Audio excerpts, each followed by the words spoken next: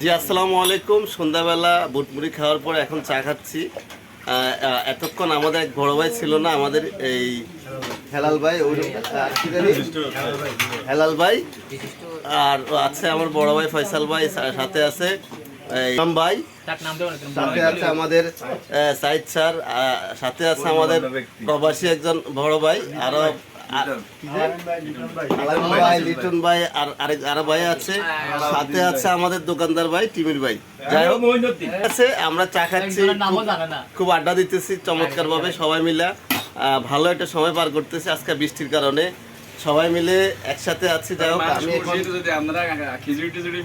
আমি এখন আমার ভাইদের সাথে কথা বলবো। ভাই আসসালামু আলাইকুম, কি অবস্থা ভাই?